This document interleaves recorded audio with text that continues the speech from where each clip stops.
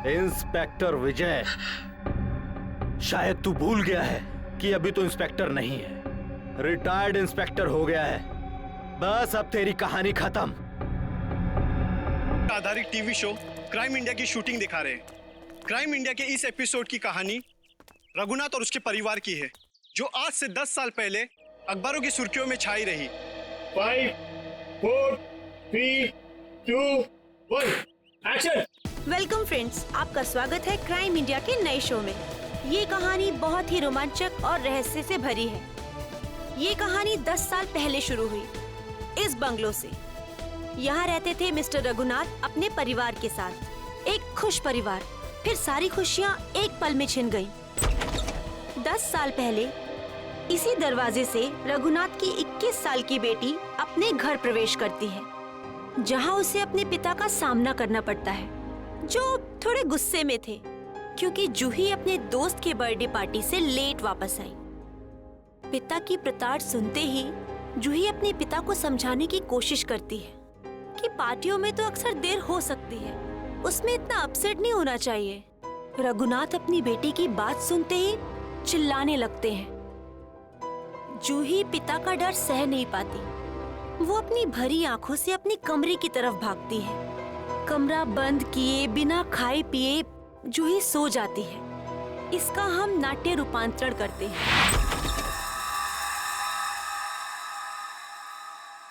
मम्मा, पापा, मम्मा,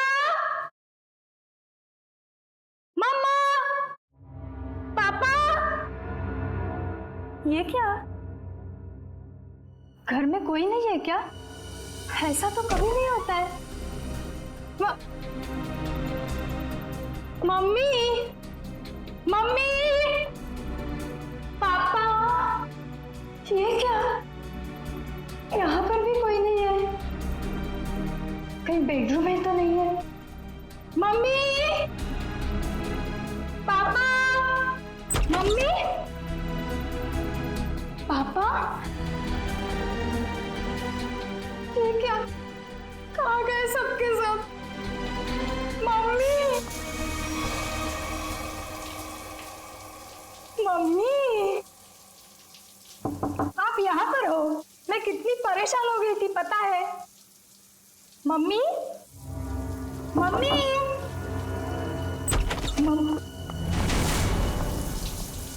ये क्या? पानी का नल खुला छोड़ के मम्मी तो ऐसा कभी नहीं करती।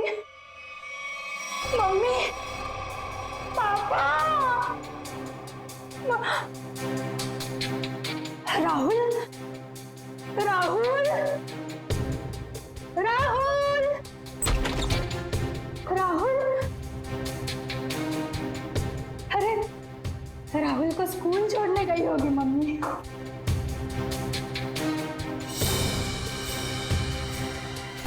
राहुल का स्कूल बैग, मम्मी राहुल को स्कूल छोड़ने गई। राहुल भी नहीं है। मम्मी, पापा, पापा की गाड़ी।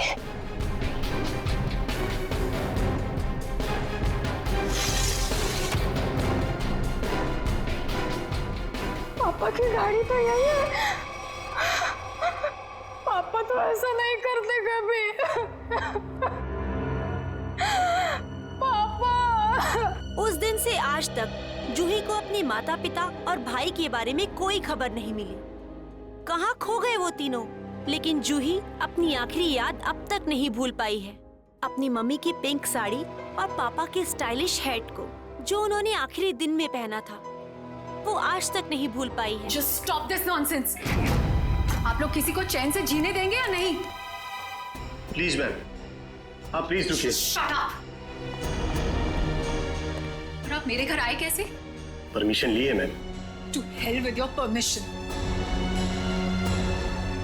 लोग मेरी जिंदगी को टेलीविजन शो का तमाशा समझते हैं। किसी के भी दर्द को स्टोरी बना देंगे।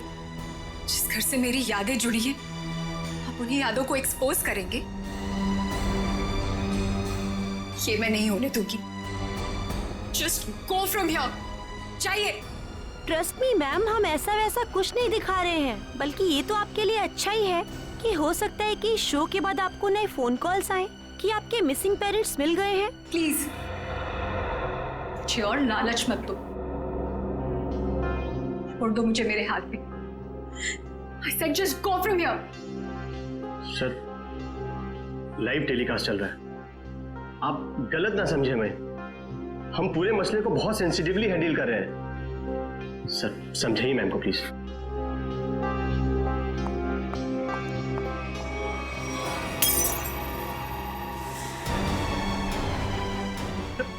समझाइए ना कि क्या करिए। तुम लोग जाते हो यहाँ से या मैं अपनी जान लूं? छोड़ो मुझे, छोड़ो मुझे, छोड़ो तुम मुझे, आज अपनी जान लेके दिखाऊंगी। उदय, उदय, कितना खून निकल रहा है। बैकअप, चलो चलो चलो, इन्हें हॉस्पिटल लेके चलो। चल चल।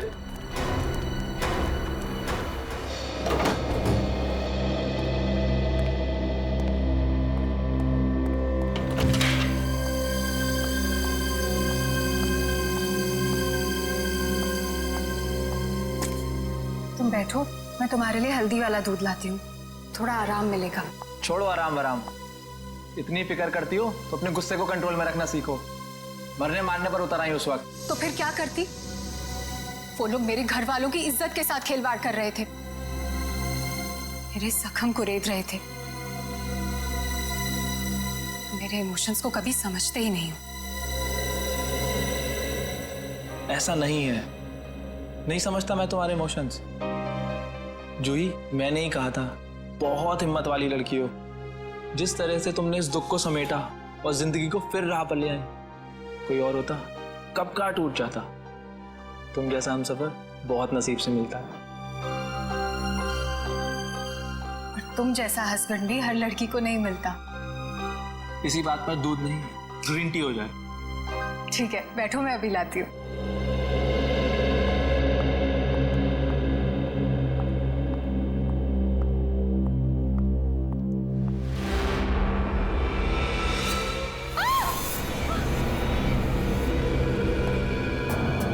क्या हुआ जूही?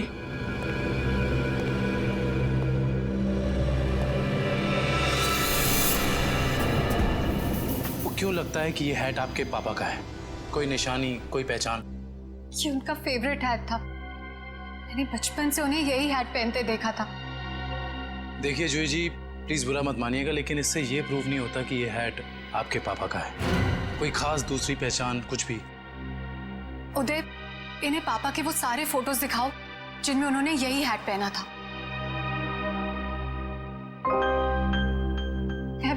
मैं पापा से कई बार कहती थी कि ये हैट पुराना हो गया है, इसे फेंक दो। पापा कहते थे मेरा सर भी पुराना हो गया है, उसे भी फेंक दूं क्या?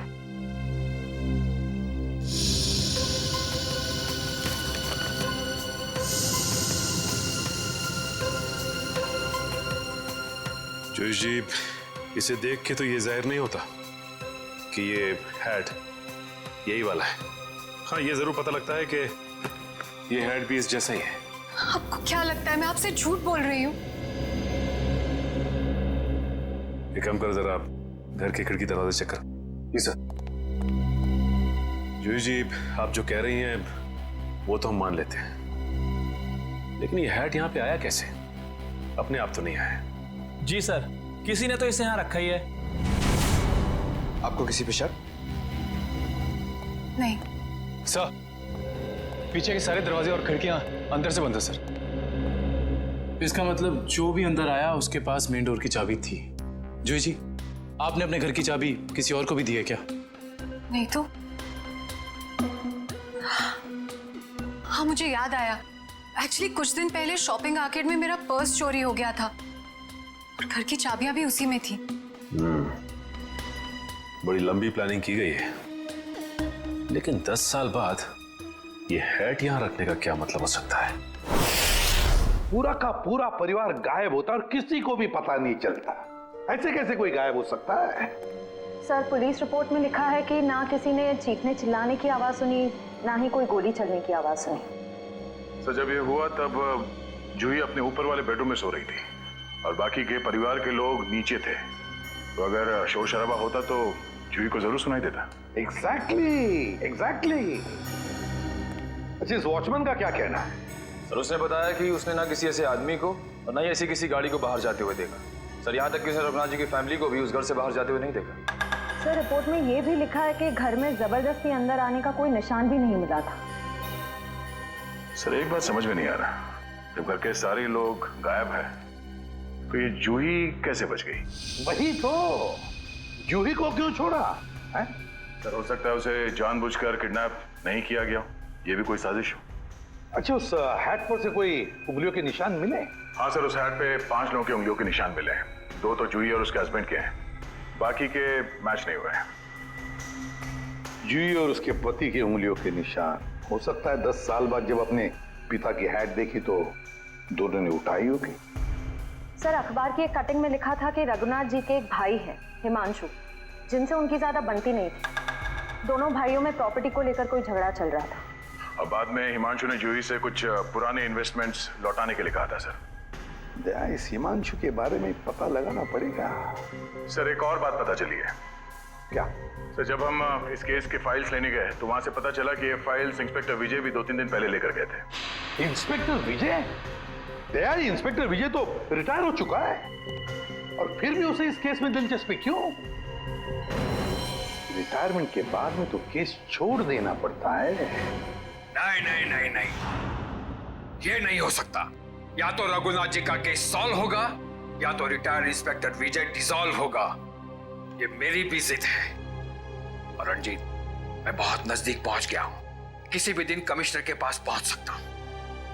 सर्विस के दौरान 99 केस और रिटायरमेंट के बाद ये पहला केस, यानी हो गए पूरे 100। रणजीत, मैं बाद में फोन करता हूं। मैं देख के आता हूं क्या गिरा है।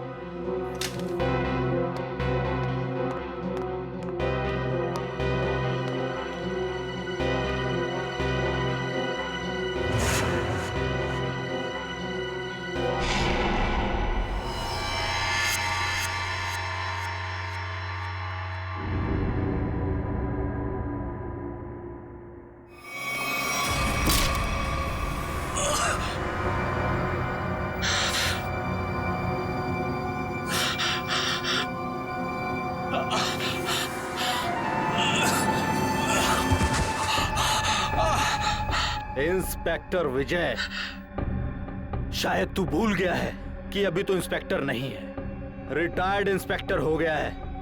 बस अब तेरी कहानी खत्म।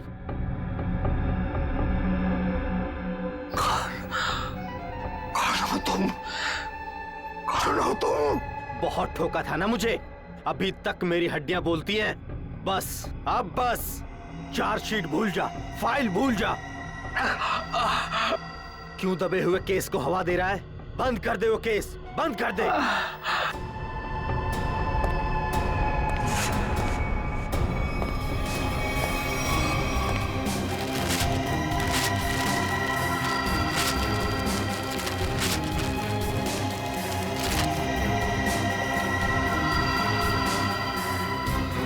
रघुनाथ भाई साहब को गुजरे तो तकरीबन 10 साल हो गए और अब तो सिर्फ उनकी यादें हैं। हम जानते हैं जो भी हुआ, लेकिन उनके केस के बारे में कुछ नई बातें सामने आई हैं, तो सोचा क्यों ना आपसे ही पूछ लें। नई बातें आप लोगों को पता चली है और आप पूछना मुझसे चाहते हैं? आप कुछ टेंशन में लग रहे हैं। मैं टेंशन में नहीं तो, दरअसल भाई साहब को गुजरे इतने साल हो गए और आज आप लोग आए भाई साहब के बारे में इंक्वायरी करने के लिए। चलिए उनके बारे में नहीं तो आप ही के बारे में बात कर लेते हैं।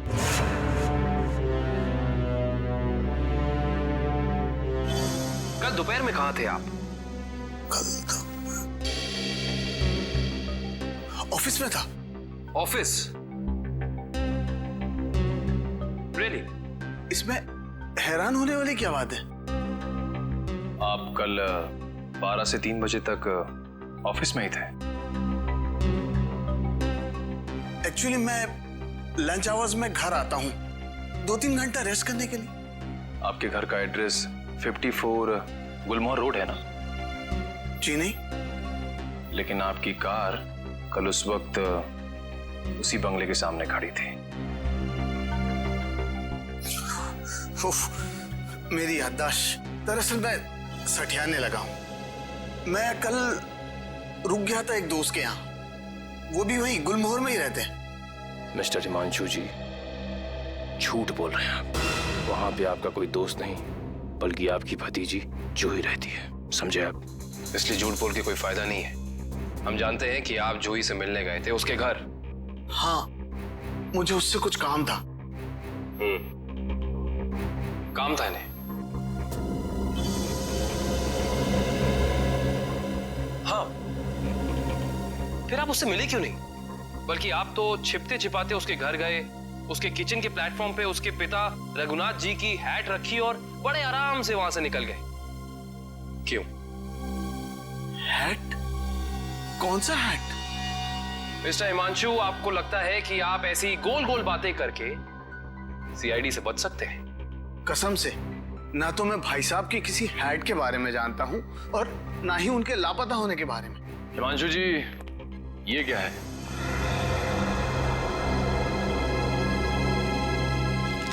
बॉन्ड्स है, मेरे ही है। यही चुराने गया था मैं वहां। बॉन्ड्स? हिमांशु जी, आप अपने ही बॉन्ड्स चुराने गए थे? मिस्टर हिमांशु, आप क्या बचपन से ही ऐसी बेफिजूल की पहेलियां बुझाते रहते हैं? पहली नहीं, सच कह रहा हूं। मैंने और भाई साहब ने मिलकर इन्वेस्ट किया था इनमें, लाखों के है। भाई साहब लापता हो गया और जूही कब्जा करके बैठ गई। दे ही नहीं रही थी। क्या करता, अपनी ही चीज चुरानी पड़ी। हिमांशु जी, चलिए मान लिया एक पल के लिए कि आप सच बोल रहे हैं, लेकिन मैं सच ही कह रहा हूं। लेकिन एक बात आप लोगों को बोलना भूल गया। जैसे ही मैं बॉन्ड्स लेकर वहां से निकल ही रहा था कि अचानक दरवाजा खुलने की आवाज आई। मैं घबरा कर छुप गया। मुझे लगा कि शायद उदय या जूही होंगे, लेकिन कोई और ही था। कौन था? मैं उसका चेहरा तो नहीं देख पाया, सिर्फ पीठ ही देख पाया। लेकिन इतना तो तय है कि वो उदय नहीं था, क्योंकि वो उदय से काफी लंबा और तगड़ा था। बाल लंबे थे, जैकेट पहन रखी थी और शायद जीन्स थी। अच्छा, और कोई खास बात याद है आपको? कोई खासियत, जैसे उसे भीड़ में देखे तो पहचान लें? हाँ, उसके शूज क्रोकोडाइल लेदर के थे। Crocodile leather?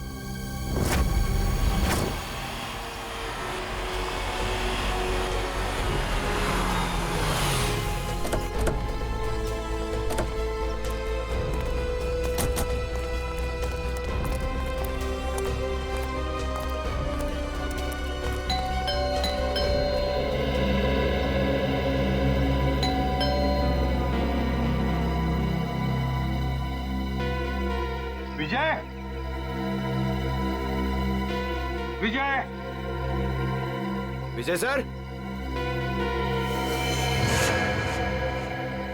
सर दरवाजे में से धुआं आ रहा है सर। माय गॉड, दुष्यंत, दरवाजा खोलो। विजय, विजय, विजय, विजय, पेपर जल रहा है, जल्दी से बुझा दें। Yes sir. Vijay, Vijay sir,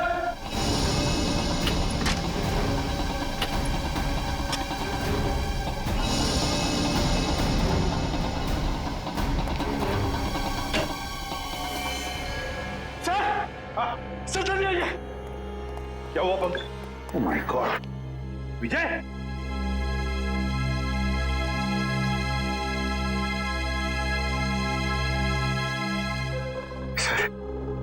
sir ये मर चुके हैं। सिर पर वार किया है, गोली भी चली है सीने में। सर, दो गोलियां लगी हैं। माय गॉड,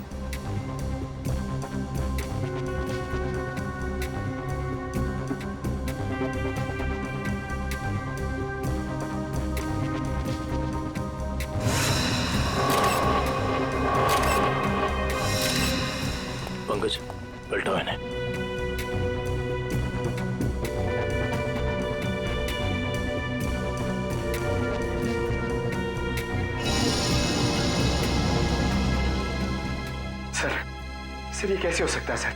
विजय जी इतने सीनियर और एक्सपीरियंस ऑफिसर हैं, फिर इन्हें इन्हीं के घर में गोली मार दी।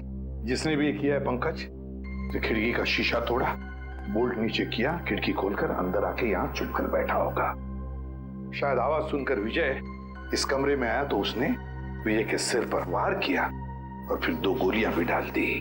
सर लगता है कि खूनी और विजय जी की कोई पुरानी दुश्मनी थी, इसीलिए रिटायरमेंट के बाद मौका मिलते ही इन्हें मार डाला। ये भी तो हो सकता है ना दुष्यंत कि विजय किसी मुजरिम के लिए खतरा बन गया था, शायद उसी ने किया हो। ढूंढो इस कमरे को अच्छी तरह, एक एक कोना छानो मारो पंकज, कुछ ना कुछ तो मिलना चाहिए, ढूंढो अच्छी तरह से।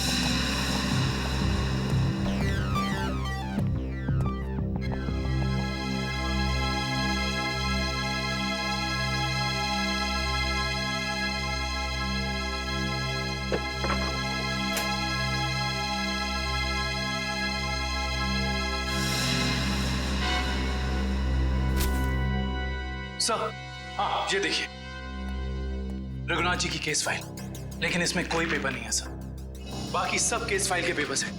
ये देखिए सर, सब में पेपर्स हैं सिवाय इसके। तो भी दुष्यंत, इसका एक ही मतलब है, इसके अंदर जो पेपर्स है वो वहां जलाए जा रहे थे। कोई नहीं चाहता था कि रघुनाथ के केस के बारे में हमें कुछ पता चले। सर हाँ सर, विजय जी का मोबाइल मिला और आखिरी कॉल उन्होंने किसी अनुज को किया था। तो फोन करो इस अनुज को।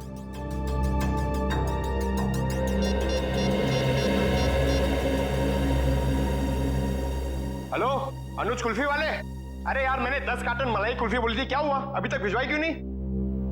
क्या कुल्फी वाले नहीं हो? तो फिर कौन हो तुम? मॉडल? मॉडल है? मॉडल अनुज? मॉडल और पुलिस वाले का क्या कनेक्शन हो सकता है? सर कनेक्शन ये है कि आज से 3 साल पहले तक जूही मेरी गर्लफ्रेंड थी और 10 साल पहले जूही का पूरा परिवार गायब हो गया था और इंस्पेक्टर विजय को यह लगता था कि शायद मैं उनके गायब होने के बारे में उन्हें कुछ इंफॉर्मेशन दे सकता हूं। तो क्या कहा तुमने इंस्पेक्टर विजय को? कुछ नहीं सर, मैंने उन्हें वही कहा जो मैं पहले से कहता आ रहा हूं कि मैं कुछ नहीं जानता। तुम्हें कुछ नहीं पता? पंकज, अरे ये किधर जा रहे हैं आप लोग? तुम्हारे घर की तलाशी ले रहे हैं। अच्छा अनुज ये बताओ कि जूही के घर से उसके पिता की हैट मिली है, इतने दिनों बाद वो हैट वहां कैसे आई? सर मैं आपसे सच कह रहा हूं, ना तो मैं किसी हैट के बारे में जानता हूं और ना ही किसी गायब हुए परिवार के बारे में। अनुज, तुम्हारे और जूही के परिवार एक दूसरे को अच्छी तरह से जानते थे और फिर भी तुम कह रहे हो कि तुम्हें कुछ नहीं मालूम है? चलो ठीक है, तब बताओ कल दोपहर को कहाँ थे तुम? कल मैं अपने एक फ्रेंड के एग्जीबिशन की ओपनिंग में गया था। फ्रेंड की एग्जीबिशन की ओपनिंग में गए थे? अच्छा। सर इसके घर में तो कुछ नहीं मिला और वो जूते भी नहीं जिसके बारे में हिमांशु ने हमें बताया था। अनुज,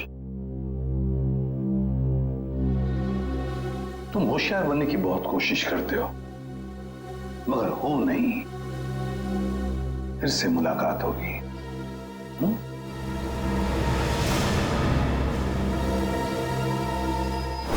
तो समझ में नहीं आ रहा ये आदमी चाहता क्या है। जो एक तरफ वो जूही के घर में हैट रखता है और दूसरी तरफ विजय को मारकर केस के फाइल्स, पेपर्स और फोटोज मिटा देता है। क्यों? लगता है उसे पता चल गया था कि विजय जल्दी अपराधी को पकड़ने वाला है, लेकिन एक बात समझ में नहीं आ रही है कि उसने रघुनाथ की हैट जूही के घर में क्यों रखी? क्या सोच रहा है वो? कोई ना कोई चाल तो जरूर है दया, इसके पीछे कोई ना कोई चाल तो है। ये केस कुछ ज्यादा ही उलझा हुआ है सर। वैसे विजय के काम करने के तरीके को मैं अच्छी तरह से जानता हूं। वो सारे के सारे अंडे एक ही टोकरी में कभी नहीं रखता। इन्वेस्टिगेशन की अलग अलग कड़ियां वो अलग अलग जगह पर रखता था। सर विजय के सारे रिलेटिव्स से पता किया, किसी को भी मालूम नहीं है कि वो कर क्या रहा है। उसके मोबाइल से कुछ पता चला है? नहीं सर, कुछ पता नहीं चला। वे देखना पड़ेगा मौत के कुछ दिन पहले विजय कहां गया था, किस किस से मिला था। सर इंस्पेक्टर विजय के घर पे हमें जो जले हुए कागज के टुकड़े मिले थे उनमें से ये टुकड़ा आधा जला हुआ है और इस पर नवदीप गराज लिखा हुआ है। नवदीप गराज? दया, विजय ने ये नाम ऐसे नहीं लिखा है। जरूर इस गराज का इस रघुनाथ के केस से गहरा संबंध है। जरूर कोई ना कोई गहरा संबंध है। विजय सर हाल ही में एक सेकंड हैंड कार के बारे में पूछने आए थे। Second hand car? जी हाँ, एक व्हाइट कलर की सेडान कार बेची थी 10 साल पहले। विजय सर उसी के बारे में पूछने आए थे। उस गाड़ी के कोई रिकॉर्ड या पेपर्स होंगे आपके पास? जरूर सर, हम रिकॉर्ड हमेशा पक्का रखते हैं। गाड़ियों का मामला है, क्या पता कब कोई चोरी की निकल आए। शेखर, वो जरा गाड़ियों की सेल डिटेल की फाइल लेके आना। याद है ये गाड़ी किसने खरीदी थी? जी हाँ, कोई गिरीश साहब थे, उन्होंने खरीदी थी। ये लीजिए सर। ये लीजिए, ऊपर ही रखे हुए हैं, विजय सर को दिखाने के लिए ही निकाले थे।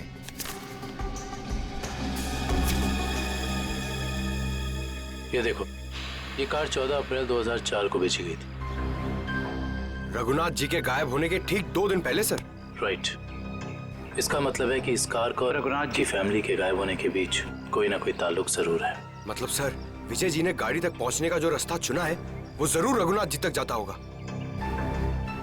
एक काम करते हैं, पहले तो आरटीओ से ये पता करते हैं कि ऐसी किसी कार का रजिस्ट्रेशन हुआ था या नहीं, और विजय जी के मोबाइल पोजीशनिंग रिकॉर्ड से ये पता करते हैं कि पिछले दिनों वो कहाँ गया था। हो सकता है इस केस को सॉल्व करने में हमें कोई मदद मिल जाए। सर, ये लैटिट्यूड 345 नॉर्थ और 213 ईस्ट है। सर, एग्जैक्ट वही लोकेशन है जो विजय जी के मोबाइल फोन में स्टोर है। सर, विजय जी इस जंगल में यहाँ आए थे, लेकिन उन्हें यहाँ मिल के सकता था। करण, वो जरूर इस केस से जुड़े हुए कुछ सबूत ढूंढने के लिए यहाँ आया। ये भी तो हो सकता है कि वो उस सफेद गाड़ी के पीछे आया हो। लेकिन सर, ये जंगल बहुत दूर तक फैला हुआ है, कई किलोमीटर तक। ऐसे में इस जंगल की कॉम्बिंग कर पाना थोड़ा मुश्किल होगा सर। हाँ, मुश्किल हो सकता है, मगर नामुमकिन भी तो नहीं। दिव्या, ये कितना एरिया छान मारा था उसने? सर, यहाँ से 200 मीटर के घेरे में। 200 मीटर? बस तो फिर फैल जाओ चारों तरफ।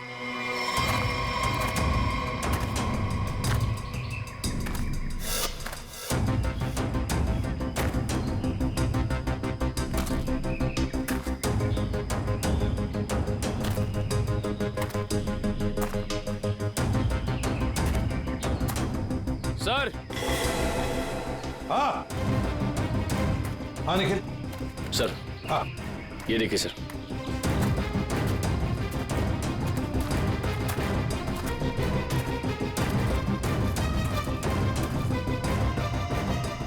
MS01 Y 5371। सर, ये तो वही सफेद कार है जो उस गैरेज से बेची गई थी। देखो जरा, गाड़ी साफ करो अच्छी तरह से।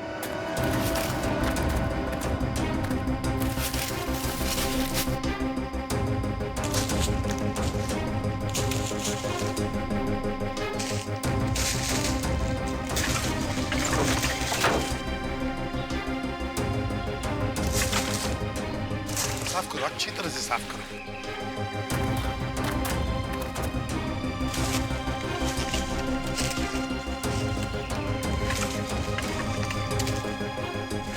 सर। हाँ सर, ये गाड़ी इतनी ऊपर खाई से नीचे गिरी कैसे होगी? एक्सीडेंट हुआ होगा। मगर सर, अगर जूही का परिवार इस गाड़ी में था तो इस गाड़ी में कुछ तो होना चाहिए, कंकाल वगैरह। पूरी गाड़ी खाली है सर। सर, 10 साल हो गए, कीड़े सब खा गए होंगे अंदर। हाँ, मगर केविन कुछ तो मिलता है ना। एक काम करो, एक गाड़ी के अंदर जितने भी धूल मिट्टी है सब इकट्ठा करो। करंट, जाकर वैक्यूम क्लीनर लेके आओ। सर, ऐसा भी तो हो सकता है कि वो लोग कभी गाड़ी में थे ही नहीं।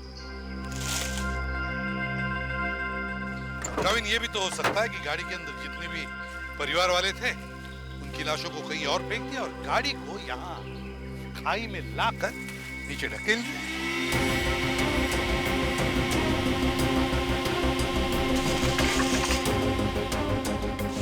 सर। हाँ।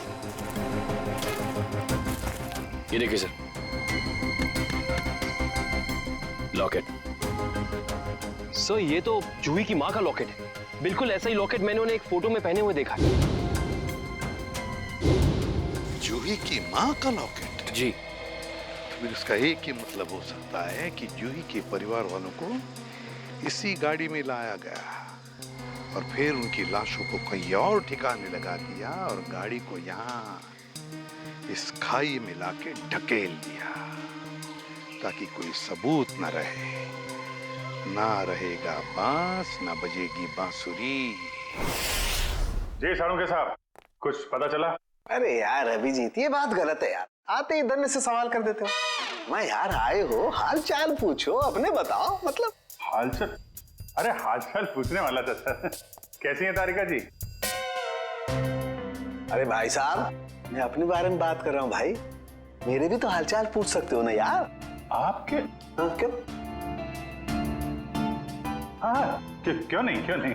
आपके हालचाल कैसे हैं आप? हाँ, मैं अच्छा हूँ। ये हुई ना बात। अब आओ पूछो। अरे आए हो, हालचाल पूछो, हाय हेलो करो, काम तो होता ही रहता है, बताएंगे ही ना। अब बताओ क्या पूछ रहे थे तुम?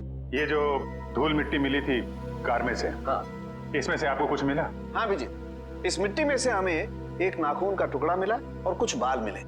उनमें से एक बाल किसी 40 साल की महिला का है और ये नाखून का टुकड़ा किसी 10-12 साल के बच्चे का है और इन दोनों का रिकॉर्ड नहीं है हमारे पास। जरूर ये जूही की माँ और उसके भाई का होगा। और बाकी बाल के टुकड़ों का अभी भी टेस्ट चल रहा है। रिपोर्ट लेने गई है श्रेया।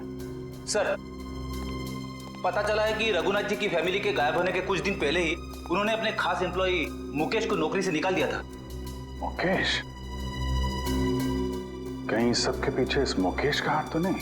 सर, जो बाल के टुकड़े टेस्ट के लिए गए थे उनमें से एक बाल का डीएनए मैच हो गया है। किसका है? भानु नाम है उसका। अंडरवर्ल्ड का कॉन्ट्रैक्ट किलर है, सुपारी लेके मर्डर्स करता है और कई मर्डर केसेस भी चल रहे हैं उस पर। भानु?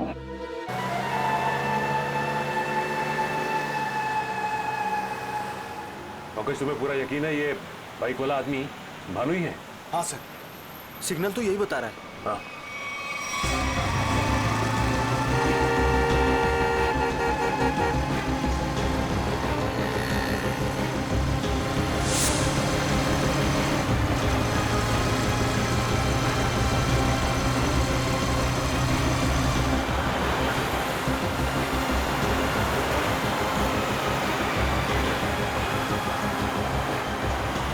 अचानक गायब हो गया, दिखाई नहीं दे रहा।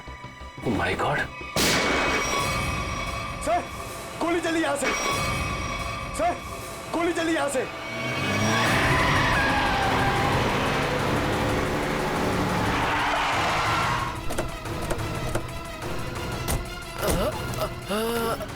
बताओ भानु, कैसे हुआ ये सब? बोलो भानु, कैसे हुआ? बोलो Bhanu. Tiger point. Tiger point पे क्या Bhanu? Bhanu? Oh my God! ये तो मर चुका है।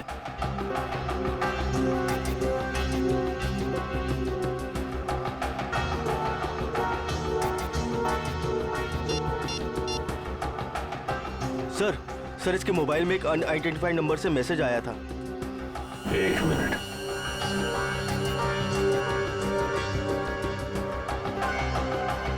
मैसेज? एक काम करो, पता लगाओ कि ये नंबर है किसका। रघुनाथ जी की कंपनी में 20 साल पूरे काम किया हूं मैं। फ्लोर मैनेजर था, प्रोडक्शन, लेबर सब मैं ही संभालता था। तो तुम्हें नौकरी से क्यों निकाल दिया मुकेश? जी सच तो ये है कि दोनों पार्टनर्स में यानी कि कुमार साहब और रघुनाथ जी के रिश्तों में दरार आ गई थी। दरार?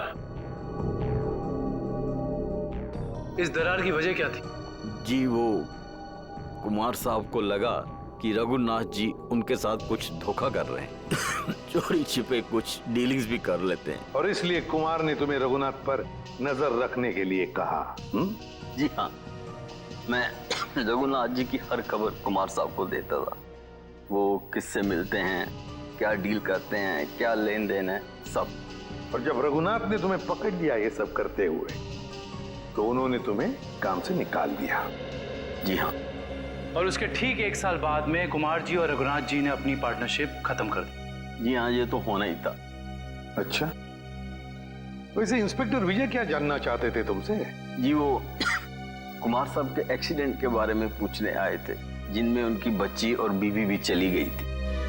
और इंस्पेक्टर विजय को ऐसा लगता था कि ये एक्सीडेंट नहीं बल्कि एक मर्डर है।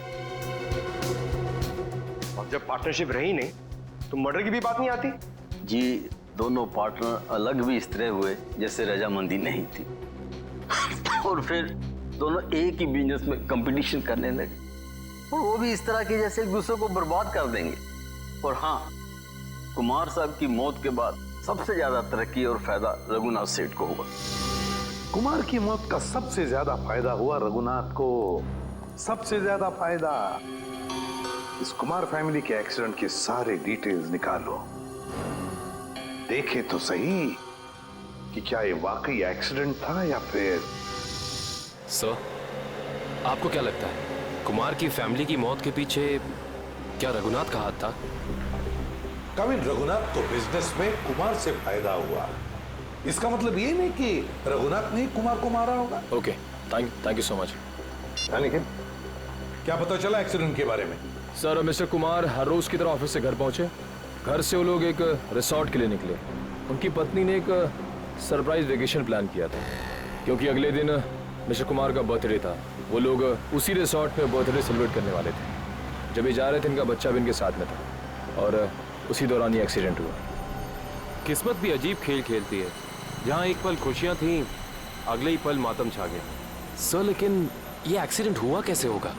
गाड़ी का अचानक ब्रेक फेल हो गया। मिस्टर कुमार की गाड़ी की स्पीड बहुत तेज थी, वो गाड़ी को काबू में नहीं कर पाए और गाड़ी लुढ़कते लुढ़कते खाई में जा गिरी।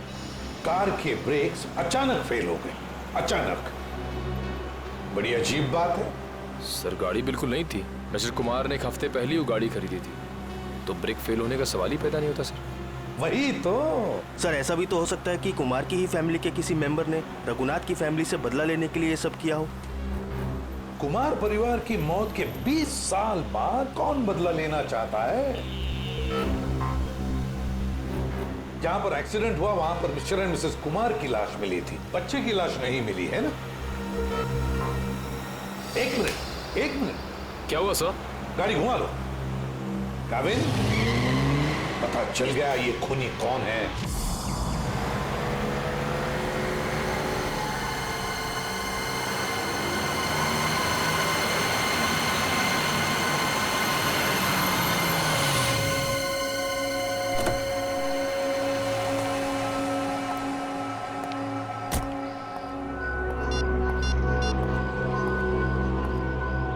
हेलो, हाँ मैं पहुंच गया हूँ 42 माइलस्टोन के पास। अब क्या करना है? क्या पुल के नीचे 42 माइलस्टोन की तरफ? अच्छा ठीक है।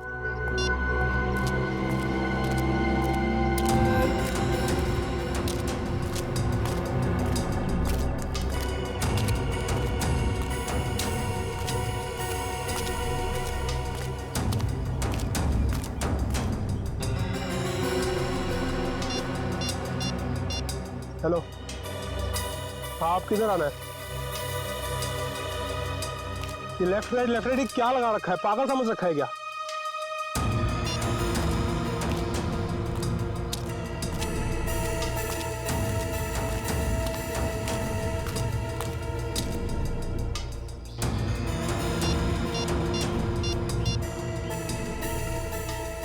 हेलो, मुझे क्या पागल समझा है क्या? तब से इधर उधर घुमा रही है। चुपचाप सामने आ जा, नहीं तो मैं वापस चला जाऊंगा। इधर मेरा मुंह खुला और तुम जेल के अंदर, इसलिए जल्दी से सामने आ और मुझे मेरा रोकड़ा दे ताकि मैं जाऊं यहां से। मैं जा रहा हूं। घबराओ मत अनुज, तुम्हारा पैसा पेड़ के पीछे रखा है।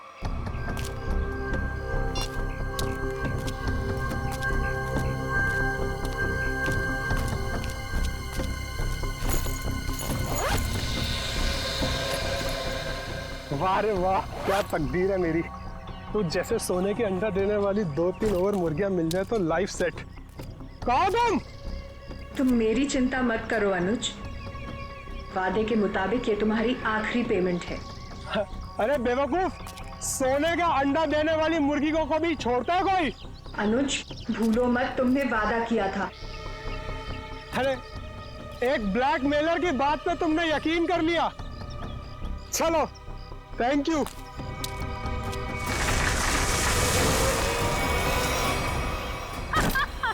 ये क्या कर रहे हो जोई तुम?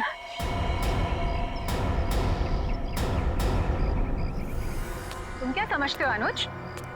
तुम मुझे ब्लैकमेल करते रहोगे और मैं सहती रहूंगी? हमसे उस्तादी बहुत भारी पड़ेगा तुमको। Shut up. यहाँ वही होगा जो मैं चाहूंगी। सोचो अनुज, अगर मैं तुम्हारा मर्डर करवा दूं, तुम्हारे टुकड़े टुकड़े करके चील कौओं को डलवा दूं, तो यहाँ तो किसी को इस बात की हवा तक नहीं होगी। जैसा तुमने अपनी फैमिली के साथ किया था। एक बात याद रखना, जो आदमी शर्ट सिलवाता है वो उसके अंदर बटन की जगह भी छोड़ता है। अगर मैं मरा तो मेरा एक पैकेट सीआईडी को पहुंच जाएगा और फिर तेरा डम डम डिगा डिगा। Just shut up। तू क्या समझता है? तू झूठ बोलता रहेगा और मैं मानती रहूंगी? तुझ जैसा लालची इंसान अपने नुकसान के लिए कुछ नहीं करेगा। क्या ये जुई, ट्रिगर दब जाएगा, इसको नीचे कर। जुई, तमंचे को नीचे कर प्लीज, इसको अंदर डालो, ट्रिगर दब जाएगा जुई।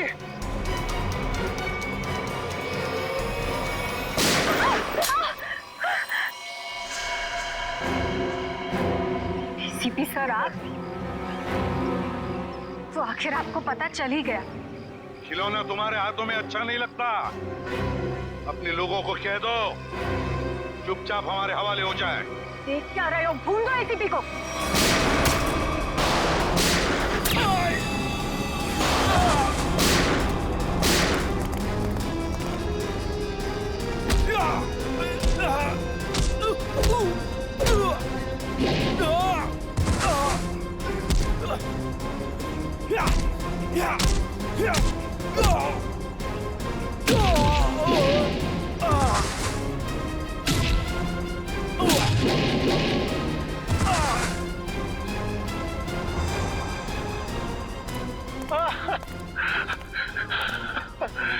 नहीं सर, मैं छोटा मोटा ब्लैकमेल हूँ सर।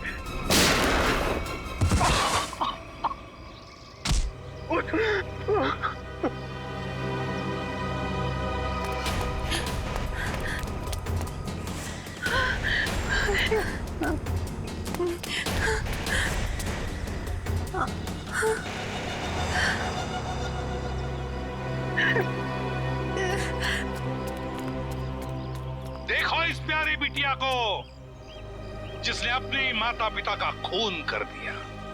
बताओ क्यों मारा तुमने अपने माता पिता को? वो मेरे माता पिता नहीं थे, उन्होंने सिर्फ मुझे गोद लिया था। मेरे असली पापा मिस्टर कुमार थे, जिनकी मौत एक कार एक्सीडेंट में हुई, और वो एक्सीडेंट रघुनाथ ने करवाया था।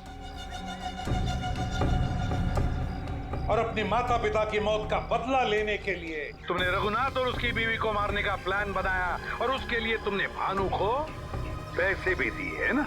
हाँ, और भानु ने उस काम को पूरा अंजाम दिया। उसके बाद तुमने भानु के हाथों विजय जी को मरवा दिया, और फिर भानु को भी अपने रास्ते से हटा दिया। हाँ, क्योंकि मैं अपने खिलाफ कोई सबूत नहीं छोड़ना चाहती थी। तो सारे इल्जाम अनुज पर आ जाए, है ना? और अनुज, तुम जूही के घर पे रघुनाथ जी की हैट रख के तुमने एक बंद केस को खोल दिया। चोर चोर मौसेरे भाई, वाह रे वाह। लेकिन एक बात याद रखना, मुजरिम चाहे कितना भी चालाक हो, उसका आखिरी ठिकाना तो जेल की चार दीवारी में भी होता है। अब जेल की सलाखों के पीछे सड़ते बैठना फांसी का ऑर्डर आने तक।